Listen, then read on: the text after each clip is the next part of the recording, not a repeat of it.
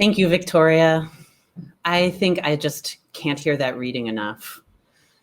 I wanted to start our time this morning with a little show and tell. I'd like to show you my new favorite t-shirt. A friend of mine surprised me with this t-shirt over Christmas. Here it is. Oh. Can you see? It says, "You are doing a good job." So when I first opened the box and saw this shirt, I thought, oh, how nice. Courtney thinks I'm doing a good job. And Courtney and I have stayed connected over this pandemic. I have very frankly shared my struggles with her. And this shirt, it had me feeling genuinely glad for my friend's positive assessment of my performance. But then the next day, I decided to wear the shirt. And this is when I discovered this shirt's true magic. The act of donning this "you are doing a good job" t-shirt, it felt like changing into a superhero uniform and gaining special powers, or putting on magical glasses that change the way the whole world looks. When I put on this shirt, it's like some benevolent authority looks out at my life, looks out at my messy house with clean clothes still in the dryer, and looks at the steam coming out of my ears as I try to muster even more patience for online school teacher parenting. It looks at my heart that has so much to be grateful for, but is still so often just feeling a whole new level of drained and isolated from this winter COVID life. Looks out at the projects I haven't started, the messages that I still haven't responded to, and looks at the dinner that I got special ingredients for tonight, but I'm pretty sure we're gonna have oatmeal again, and declares that actually I'm doing a good job. I love this shirt. It doesn't lie. It just lowers the bar. And I know, it's still an assessment of my performance, not an affirmation of my inherent worth and dignity. But still, I love the way this t-shirt scans the landscape of my existence and everything I'm judging myself about, and says, no, actually, you are doing a good job. This is what a good job looks like. This month at Foothills, nearly a year into this global pandemic, we are focusing on the small practices that can make a big difference in our lives. And for me, lowering the bar for myself again and again and again has helped me cope. I remember the first week of the pandemic back in March when we were first all staying home, and I decided I would run my own little homeschool with my daughter and her friend while keeping an eye on my 2-year-old, while baking some wholesome homemade snacks, and definitely while banning any TV time. Needless to say, this setup precipitated the first of many occasions that I lowered the bar for myself during this pandemic. In my particular life, here are some lowering the bar questions that have come up for me. What if it's enough to do just the bare minimum for school, or less than that? What if I dress only to please myself today? What if the right choice is for the kids to watch extra TV? What if I choose to offer the kids extra TV, not so that I can get something accomplished, but instead to simply be alone for a little bit and think my own thoughts? What if I forget exercising and just simply try to get outside at least once today? What if it is simply enough to get through the day today? Maybe it looks different for you. Maybe lowering the bar in your life could look like asking, what if it's enough to spend my days in quiet, simple ways? Or what if I just let go for a while of the idea that the love of a romantic partner would complete me? Or what if I close down my profile on the social media outlets that leave me feeling fearful, anxious, or like I'm missing out on something, that leave me feeling like my life isn't robust enough? Or what if I already have enough friends? Or what if this body, this larger, softer, COVID body, is still worthy of my respect and appreciation? And you know, the funny thing is that most of these things are not just acceptable during hard times, but actually pretty good ideas. For hard times, say, such as coping with wintertime during a global pandemic that remains complicated and slow to resolve. And maybe, just maybe, lowering the bar is just generally a good idea. Because I notice that when I lower the bar for myself, I'm often giving myself permission to value things other than productivity. I'm giving myself permission to experience a whole spectrum of feelings. I'm giving myself permission to rest. And I'm giving myself permission to be human.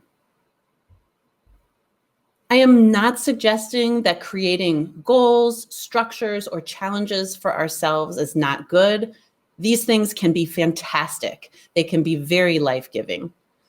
But what I am suggesting is that at the very least, our expectations of ourselves merit some scrutiny sometimes, particularly when we're under stress.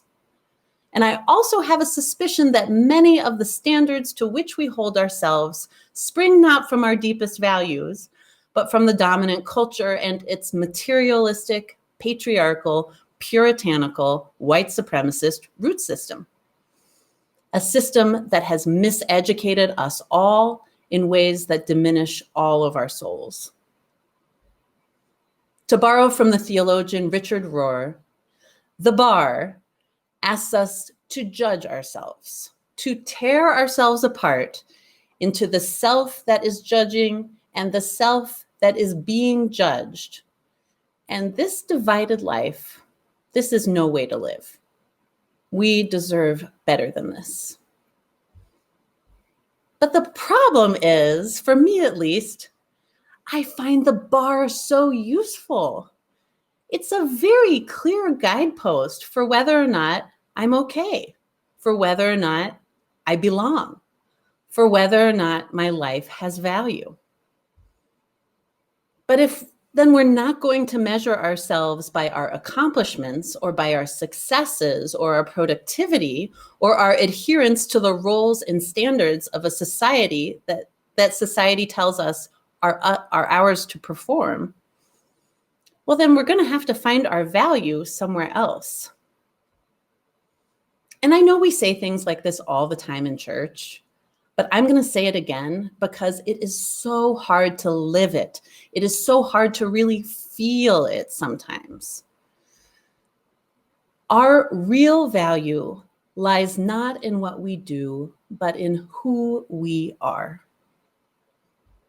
We are human, and each human life has value. We are already worthy, already united with all existence and all humanity. We humans, we come into this life with this precious space inside, this sanctuary inside us that is our soul. Richard Rohr writes, we don't save our soul, we discover it. We don't go there to try to make ourselves holy. We wake our souls up. Our real value lies not in what we do, but in who we are. We don't need to put our energy into perfection or winning. Most moments do not need our excellence. In these hard times, in this uniquely difficult winter, our work is to hang in there.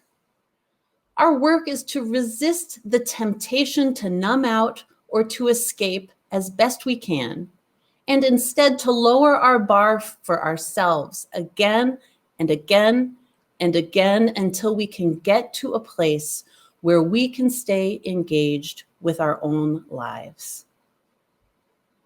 When we lower our expectations of ourselves and cut out the noisy, busy work of satisfying society's expectations and satisfying our own ego, things start to shift. We can feel what's really going on. Maybe we feel lost and disoriented. Maybe we feel liberated. Maybe we discover the grief that is asking to be felt and attended to. Maybe the sameness and boredom or the exhaustion of COVID life feels like it might swallow us up. Hang in there. Lower the bar again and again, and give yourself permission to feel disoriented.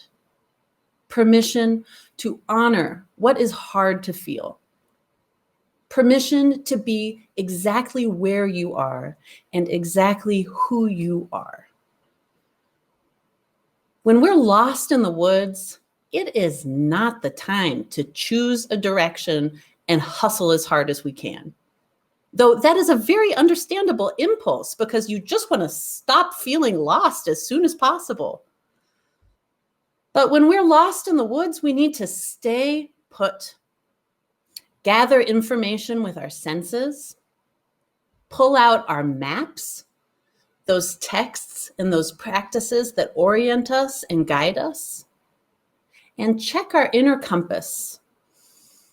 Where are we? We might stay in this posture for a long time, staying safe simply by not continuing the strident hike in the wrong direction. And eventually, it's quite likely that we detect something. Maybe we detect the rhythms and movements of the hours and days, giving us a sense of direction. Maybe we detect someone encountering us, companioning us, sharing their energy and knowledge with us. And maybe we can start to hear more clearly the birdsong of the real and authentic impulses of the soul. Those impulses that allow us to tune into the moves that will allow us to shine and love in the ways that only we can. We can get in touch with what brings us to life in the best ways. And with patience and courage, lowering our expectations of ourselves has the potential to open us up to sensing into our true work. In our reading this morning, the epitaph read, "She attended well and faithfully to a few worthy things." When we create space to feel fully and listen patiently to our inner wisdom, what might we learn about how to spend our precious energy? About how to spend our limited time on this planet? What might we learn about what would be enough? May we let go of the expectations and roles that are not serving us, lowering the bar for ourselves, especially in times of stress, again and again, and stop trying to perfect our souls so that we can actually stay engaged enough to discover our souls. You are doing a good job. You are beloved. Hang in there. Amen.